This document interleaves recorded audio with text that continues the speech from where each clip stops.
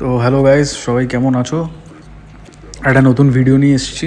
এই ভিডিওটা আমাকে অনেকেই জিজ্ঞেস করছিল যে তুমি একটা এই কন্টেন্টে ভিডিও বানাও। সো সেই হিসাবে নিয়ে চলে এলাম। হোপফুলি বুঝতেই পারছো আমরা আজকে কথা বলবো হচ্ছে পাসিং নিয়ে, ঠিক আছে? তো how to be a very good passer in football, because পাসিংটা ইজ ভেরি ভেরি ইম্পর্টেন্ট। অনেকেই খেলার সময় পাসিংয়ের প্রবলেমের জন্য অনেক সময় অ্যাটাক নষ্ট হয়ে যায়, ঠিক আছে? বা ডিফেন্স করার সময় ঠিকঠাক ক্লিয়ারেন্স না করার জন্য বা নিজেদের মধ্যে শর্ট অল্প জায়গার মধ্যে পাসিং ভালো না করার জন্য অনেক সময় লোকে গোল খায়। তো আমি এখানে জাস্ট একটা ম্যাচ তোমাকে দেখাবো। তো ম্যাচটা তোমরা দেখো, সঙ্গে সঙ্গে আমি বলছি জিনিসটা। তো খেয়াল করবে সবসময় যখন তুমি খেলতে নামছো, তোমার টিমের কিন্তু একটা খুব ইম্পর্টেন্ট জিনিস বল পজিশন রাখার জন্য, সেটা হচ্ছে কিন্তু আমাদের সেন্টার মিডফিল্ড। তো সেন্টার মিডফিল্ড যখন আমরা খেলতে নামছি অনেকেই অনেক সময় আমরা দেখি আমরা প্লেয়ার বেসিসে আমরা সেন্টার মিডফিল্ড চুজ করি, যে এই প্লেয়ারটা ভালো খেলছে একে নামাবো, ওই প্লেয়ারটা ভালো খেলছে একে নামাবো। এটা তো যেরকম জরুরি, সেরকম এর সাথে আরেকটা জিনিসও ভেরি ভেরি জরুরি, যে প্লেয়ারের স্কিলসটা কী বা প্লে স্টাইলটা কী, ঠিক আছে? তো সবসময় মনে রাখবে যখন তোমরা খেলছো টিমের মিডফিল্ড সেকশানে যেন একজন সেন্টার মিডফিল্ড সবসময় অর্কেস্ট্রেটার থাকে, ঠিক আছে? অর্কেস্ট্রেটার থাকাটা ভেরি ভেরি জরুরি, বিকজ একজন অর্কেস্ট্রেটার প্লেয়ার কিন্তু বলটাকে বানায়, ঠিক আছে? অর্কেস্ট্রেট করে মানে খেলাটাকে বানায়। সো যে অর্কেস্ট্রেটার প্লেয়ারটা তোমার মিডফিল্ডে রয়েছে, সে কিন্তু ভেরি ভেরি ইম্পর্টেন্ট খেলাটাকে বানানোর জন্য। আচ্ছা, এরপরের পয়েন্ট যেটা আমি বলবো সেটা হচ্ছে যে যখন অ্যাটাকিং মিডফিল্ড তোমরা খেলাচ্ছ কাউকে, বা সেকেন্ডারি স্ট্রাইকার খেলাচ্ছ কাউকে অ্যাটাকিং মিডফিল্ডের জায়গায়, তো সেখানে সবসময় খেয়াল রাখবে যাতে ওই প্লেয়ারটা হোল প্লেয়ার হয়, ঠিক আছে? তো হোল প্লেয়ারের ফাংশনটা কী সেটা আমি বলে দিচ্ছি। হোল প্লেয়ারের ফাংশন তোমরা অনেকেই জানো, তাও আমি একবার এক্সপ্লেন করবো। সেটা হচ্ছে হোল প্লেয়ার অ্যাটাকে হেল্প করে, ঠিক আছে? তো তুমি যখন বলটাকে নিচের দিক দিয়ে বলটাকে বানিয়ে নিয়ে অ্যাটাকটা ক্রিয়েট করছো, তো হোল প্লেয়ার তখন অ্যাটাকটাকে ইনিশিয়েট করে, ঠিক আছে? ও অ্যাটাকিং মাইন্ডেড প্লেয়ার, তাকে আমরা বলি হচ্ছে হোল প্লেয়ার, ঠিক আছে? সো সবসময় খেয়াল রাখবে যখন মিডফিল্ডে তোমরা খেলছো, মিডফিল্ড সেকশানে যেন একজন অর্কেস্ট্রেটার আর একজন হোল প্লেয়ার সবসময় থাকে, ঠিক আছে? এবং 3 নম্বর যে রয়েছে ডিফেন্সিভ মিডফিল্ড প্লেয়ারটা, তাকে অফকোর্স অ্যাঙ্কারম্যান রাখাটা বেটার, ঠিক আছে? অ্যাঙ্কারম্যানের সুবিধাটা হচ্ছে ও পেছনে থেকে বলটাকে করবে, মানে একটা পজিশন পার্টিকুলারলি হোল্ড করবে ডিফেন্সিভ লাইনটা, যেখান থেকে তোমাকে ডিফেন্সেও হেল্প করবে। সো এবার আমরা চলে আসছি হচ্ছে আমাদের মেন টপিকে, যেটা হচ্ছে যে how to be a good passer in football. তো কেন একজন ভালো পাসার হওয়াটা জরুরি ফুটবল 2026-এ? সেটা হচ্ছে যে ম্যাক্সিমাম প্লেয়ারাই দেখবে লং বল কাউন্টারে খেলে বা কুইক কাউন্টারে খেলে। তো পজিশন গেম জেনারেলি খুব কম মানুষকে আমি দেখেছি খেলতে, খেলে না জেনারেলি পজিশন গেম বা আউট ওয়াইডে লোকজন কমই খেলে।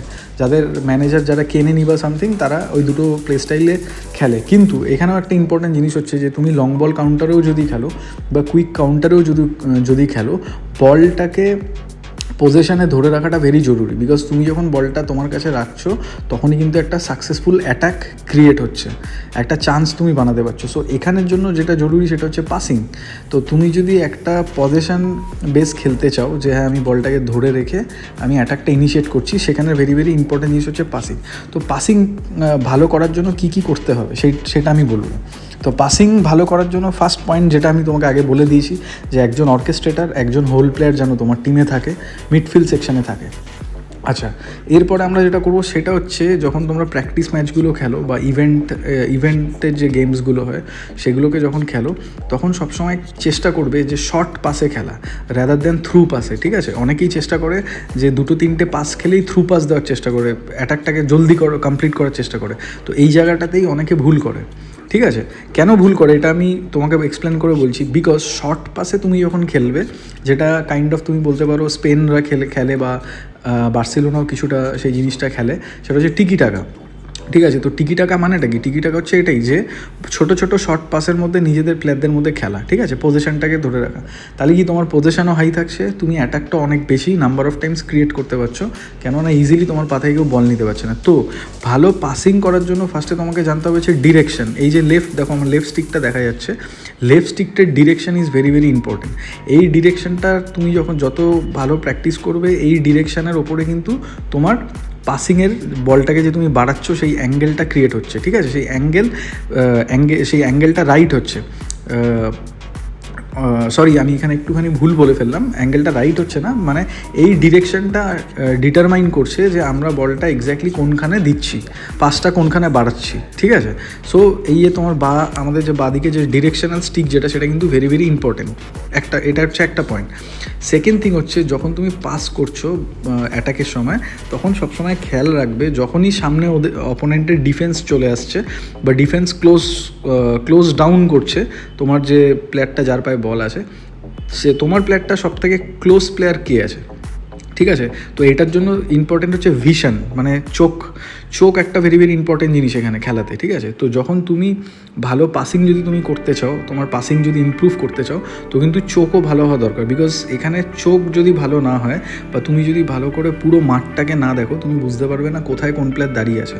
তো আমরা অনেক সময় ম্যাক্সিমাম হয় আমরা যখন কাটাই গেমে বা আমরা যখন খেলছি, আমাদের কিন্তু ফোকাসটা সবসময় যে যে প্লেয়ারটাকে নিয়ে খেলছি সেখানে থাকে, কিন্তু যেটা ভেরি ভেরি ইম্পর্টেন্ট সেটা হচ্ছে যার পায়ে বল আছে, যে অ্যাটাক করছে বা বলটাকে নিয়ে এগোচ্ছে, তাকে ছাড়াও কিন্তু যে পুরো মাঠটা অন্য যে প্লেয়ারগুলো তোমার কোন পজিশানে আছে, ঠিক আছে, কোথা থেকে অ্যাটাকটা ইনিশিয়েট করতে হবে, এটা কিন্তু তোমাকে খেলতে খেলতে তোমাকে ভাবতে হবে। তো এটা হচ্ছে একটা প্র্যাকটিসের ব্যাপার, ঠিক আছে, প্লাস একটা সেন্সের ফুটবল আইকিউ যেটাকে আমরা বলি, ঠিক আছে। তো এটা যত তুমি খেলতে থাকবে তত তোমার এই আইকিউটা বাড়তে থাকবে।